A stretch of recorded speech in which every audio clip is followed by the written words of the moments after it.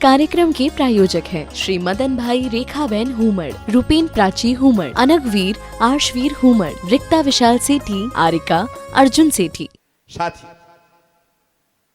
चक्रवर्ती सम्राट के पास जब लोग जाते हैं तो उनके पद के अनुसार भेंट लेकर के जाते हैं। इसलिए यहां पर आचार्य कह रहे भेदात प्रणमामि, मैं अलग अलग प्रकार से प्रणाम करूंगा। पहला प्रणाम तीर्थंकर भगवान को, दूसरा प्रणाम चक्रवर्ती सम्राट को, और तीसरा प्रणाम सृष्टि के सबसे सुंदर महापुरुष अर्थात कामदेव को मैं उन्हें प्रणाम करता हूं। ऐसे भेदात तीन तीन महापुरुषों को एक शरीर में देखते हुए आचार्य प्रणाम कर रहे हैं, उन्हें नमस्कार कर। ठीक है, तो तीर्थंकर भगवान 16वें तीर्थंकर, कौन से तीर्थंकर थे? 16वें।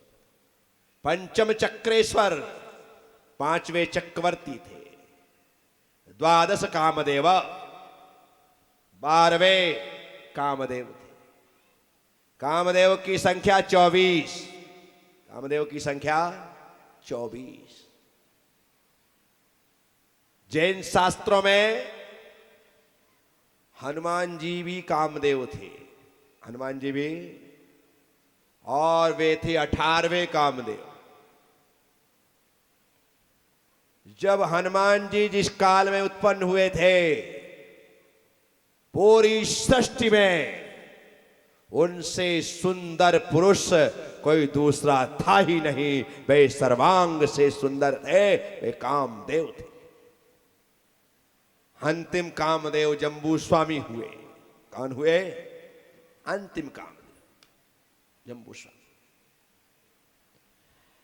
बाहुबली से प्रारंभ होकर के यह यात्रा शांतिनाथ होते हुए हनुमान जी और जम्बू स्वामी तक पहुंचे। साथियों, मैं आप सबसे यहां पर यदि प्रणाम अलग अलग किया जा रहा है तो वह प्रणाम पद की अपेक्षा से है। किसकी अपेक्षा से है? पद की अपेक्षा से। आप मेरे पास आए,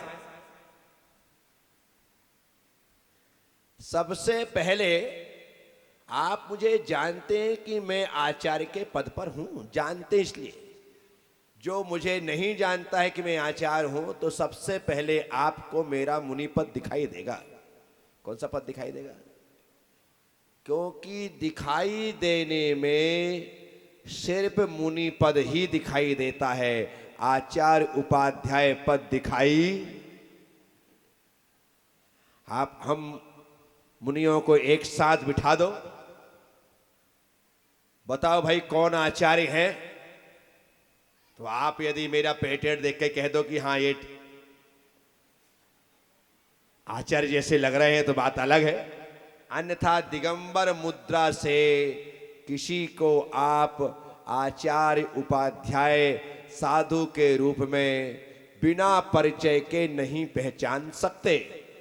उदाहरण की तौर पर, जब संत शिरोमणि आचार्य श्री विद्यासागर जी महाराज पहली बार मेरे गांव आए थे, पिंडरई गांव में अद्भुत उत्साह था, क्योंकि पिंडरई जो गांव है एक बैकवर्ड इलाका है,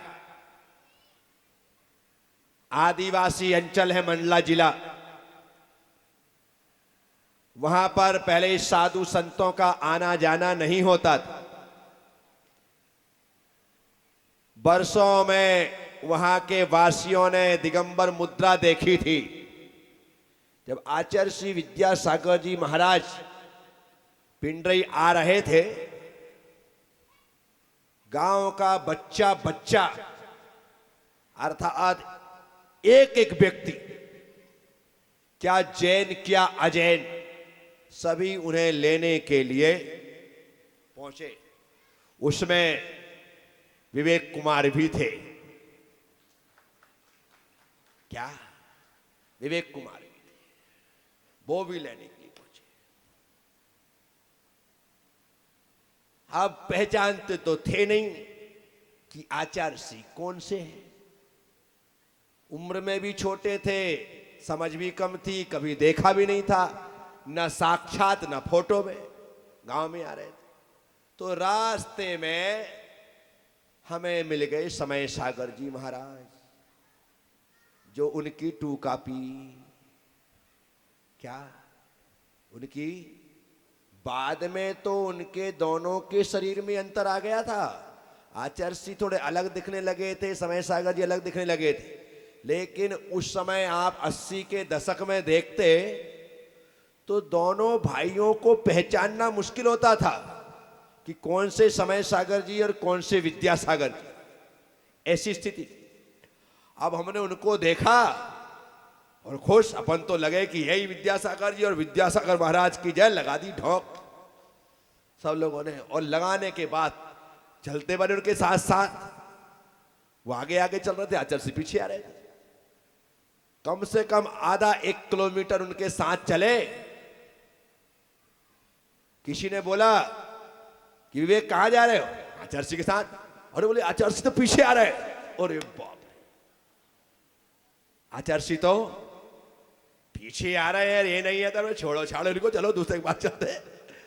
और फिर उनके पास चले गए। मैं जो बतलाने जा रहा हूं वो यही है कि जब तक आप उनके पद से परिचित नहीं हैं, उनके रूप से परिचित नहीं हैं, तब तक दिगंबर मुद्रा ही आपको दिखाई देगी। तो सबसे पहले यदि कोई पद दिखाई देता है तो वह मुनि पद दिखाई देता है। सबसे पहले कोई मुद्रा दिखाई देती है तो वह मुनि मुद्रा दिखाई देती है। क्या दिखाई देती है? इसलिए आचार्य, मुनि, उपाध्याय, आचार्य, अरिहंत, सिद्ध, पांचों परमेष्ठी की मुनि मुद्रा देख करके एक सा संबोधन करके बोला जाता है नमोस्तु। क्या बोला जाता है? अलग अलग कोई डिफरेंस है ही नहीं नमस्कार में। माता जी को वंदामी, एलक छुल्लक छुल्लिका को इच्छामी, सब कह दिया, लेकिन पंच परमेष्ठी को बोलो बोलो नमोस्तु। क्या बोला जाता है? क्यों? क्योंकि उनकी मुद्रा मुनि मुद्रा ही है। कौन सी मुद्रा है? यदि अलग अलग कर दोगे तो कैसे डिफरेंस करोगे? कभी आपने आचार्य के पास जाकर के और कुछ बोल दिया, मुनि के पास कुछ बोल दिया, कहीं लो इनको इतना भी पता नहीं है। इसलिए कोई भेदभाव नहीं, सबको नमोस्तु। तो ये मुद्रा दिखाई दी, दिगंबर मुद्रा। तो 3 पद, आप मेरे पास दर्शन करने आओ तो सबसे पहले आप मुनि मुद्रा को नमस्कार करो। किसे नमस्कार करो? नमस्कार करो। और मुनि मुद्रा को नमस्कार करने की जो प्रक्रिया है, अब उस प्रक्रिया से करें। लेकिन बाद में पता चला ये तो आचार्य महाराज है। अच्छा, फिर क्या करना है? सब मुनियों के दर्शन करने के बाद अब आचार्य के पास आकर के बैठ गए। क्या कर गए? बैठ गए। और यदि पूजा पाठ हो रहा है तो हमने पूजा में हिस्सा ले लिया और पूजा करने लगे। अब आप आचार्य की पूजा कर रहे हैं। अभी तक सबको मुनि मान करके नमस्कार किया था, अब पद की अपेक्षा से भावों में अंतर आ गया। तो यहां पर आचार्य लघु स्वयंभू स्तोत्र में यदि शांतिनाथ भगवान को पृथक पृथक प्रणाम कर रहे हैं तो उसकी वजह उनके 3 पद है। उनके 3 पद, और उन 3 पदों को प्रणाम।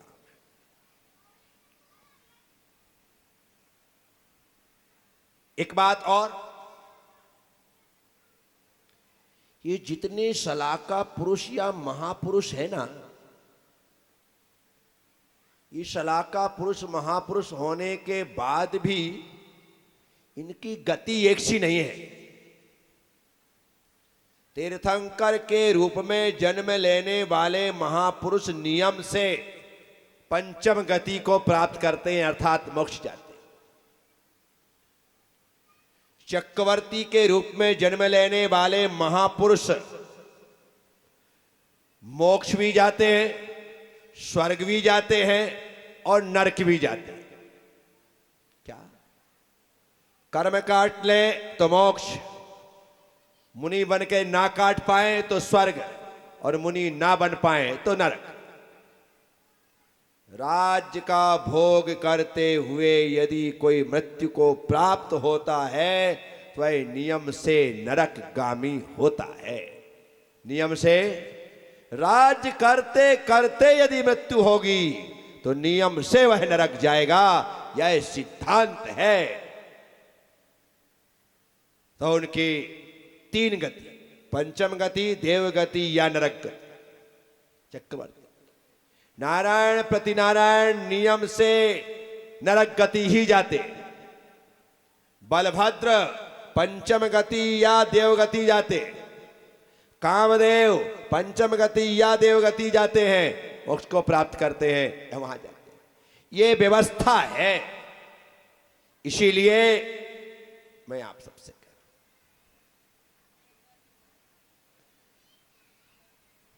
कि हमने उस व्यवस्थानुसार ही अलग अलग नमस्कार किया है। तो आप सब लोग जितने लोगों से मिलते हैं, सबसे मिलने का तरीका अलग अलग होता है। होता नहीं होता है? आप किससे मिल रहे हैं? कई लोगों के सामने आप ऐसे झुक जाते हैं कि पूछो मत। कई लोगों के तो पैर ही छू लेते हैं, कई लोगों से गले लग जाते हैं, कई लोगों के हाथ मिलाते हैं, किसी को आप हाथ जोड़ते हैं, किसी को आप बाय करते हैं, किसी को आप हाय करते हैं। क्या हुआ? और किसी को आप देखते भी नहीं है। लोग आ रहे हैं, सब एक से इंसान हैं, लेकिन हमारे अदब करने के तरीके में अंतर है। किसी के पैर छुए जा रहे हैं, किसी से गला मिले जा रहे हैं, किसी से हाथ मिलाया जा रहा है, किसी को हाय किया जा रहा है, किसी को बाय किया जा रहा है और किसी को इग्नोर किया जा रहा है। लगा लो आप, ये सब कुछ पद से है, ये सब कुछ गुणों से है, ये सब कुछ आत्मीयता से है, ये सब कुछ हमारे संबंधों से है। आपके जिससे जैसे जितने संबंध होंगे आप उस प्रकार से उसका अदब करेंगे, बाकी आप उसे छोड़। तो यहां पर भगवान शांतिनाथ स्वामी की स्तुति में यश चक्रवर्ती भुवि पंचमो भूत श्रीनंदनो द्वादश को गुणानाम निधि प्रभो षोडश को जिनेन्द्र तम शांतिनाथम प्रणमामि भेदा। उन शांतिनाथ भगवान को जो 5वें चक्रवर्ती, 12वें कामदेव, 16वें तीर्थंकर हैं, उन शांतिनाथ भगवान को मैं प्रणाम करता हूं। वे शांतिनाथ भगवान धर्मनाथ भगवान के मोक्ष जाने के पौन पल कम 3 सागर बाद जन्म लेते। पौन पल कम 3 सागर बाद वे जन्म लेते। पूर्व भाव में राजा मेघरथ की पर्याय में दीक्षा को धारण करके तीर्थंकर प्रकृति का बंद करते और 33 सागर की आयु लेकर के सर्वार्थ सिद्धि में उत्पन्न होते हैं। 33 सागर तक सुख भोगने के बाद वे सर्वार्थ सिद्धि से चय करके हस्तिनापुर में महाराज विश्वसेन के घर माता ऐरा देवी के गर्भ में भाद्र कृष्ण सप्तमी के दिन प्रवेश करते। घर में आने के बाद 9 माह तक वे गर्भ में ऐसे रहते हैं जैसे गर्भ में कोई हो ही ना। इसके लिए आचार्यों ने बताया है कि तीर्थंकर भगवान गर्भ में ऐसे रहते हैं जैसे स्फटिक की पेटिका में कोई बहुमूल्य रत्न रखा हो। क्या? स्फटिक की पेटिका में बहुमूल्य रत्न रखा हो, ऐसे भगवान उसमें रहते हैं। और 9 माह तक माता की सेवा देवियों के द्वारा, कुमारियों के द्वारा अनवरत होती रहती है। मां को रंच मात्र कष्ट है ही नहीं, फिर भी सेवा के लिए अष्टकुमारियां, 56 देवियां 15 महीने तक मां की सेवा में लगी रहती। अब देखो, वे भगवान गर्भ में 9 माह रहते हैं और 9 माह पूर्ण होने पर ज्येष्ठ कृष्ण चतुर्दशी के दिन भगवान का हस्तिनापुर में जन्म हो जाता है। बोले शांतिनाथ भगवान की। भगवान का जन्म हो गया। वे प्रभु 1 लाख वर्ष की आयु लेकर के उत्पन्न हुए। 40 धनुष की उनकी अवगाहना थी। 25,000 वर्ष उन्होंने कुमार काल में व्यतीत किए। 25,000 वर्ष उन्होंने राज्य किया और 25,000 वर्ष के बाद उनकी आयुधशाला में चक्ररथ उत्पन्न हुआ। फिर दिग्विजय करके उन्होंने 25,000 साल चक्रवर्ती के पद पर व्यतीत किए। इस तरह से भगवान 75,000 वर्ष व्यतीत कर देते हैं। तब एक दिन वे दर्पण देख रहे। दर्पण देखते देखते अचानक भगवान ने देखा, मैं एक दर्पण में मुंह दो, यह क्या? एक मुख एक दिखाई देना चाहिए, पर मुझे 2 मुख दिखाई दे रहे। बस।